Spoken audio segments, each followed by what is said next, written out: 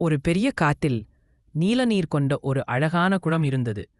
அந்த குளம் எல்லா விலங்குகளுக்கும் பறவைகளுக்கும் குடிநீர் கிடைக்கும் இடமாக இருந்தது. ஒரு நாள் பருவமழை வராமல் குளம் மெதுவாக உலர ஆரம்பித்தது. காடு முழுவதும் வறண்ட நிலையாக மாறியது. பறவைகள் தண்ணீர் இல்லாமல் கவலைப்பட்டன.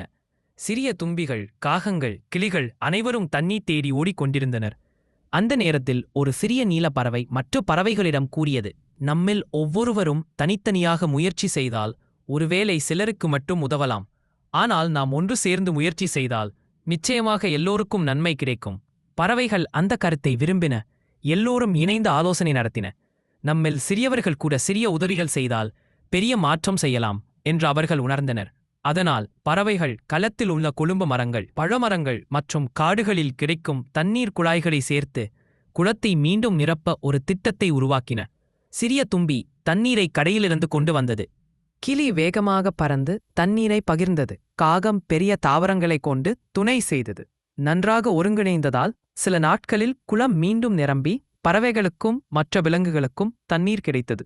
அனைவரும் மகிழ்ந்து பறந்தனர், சிரித்தனர் மற்றும் ஒன்றிணைந்தால் எவ்வளவு சக்தி மற்றும் நன்மை வரும் என்பதை உணர்ந்தனர்.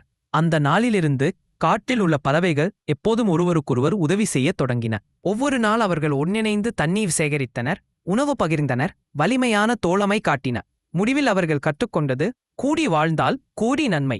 கதை கற்றுக் கொடுத்த பாடம் ஒற்றுமை, ஒருவருக்கொருவர் உதவி செய்வது மற்றும் குழுவாக செயல்படுவதில் மிகப்பெரிய சக்தி இருக்கும். சிறிய முயற்சிகளும் ஒருங்கிணைந்தால் பெரிய மாற்றத்தை உருவாக்கும்.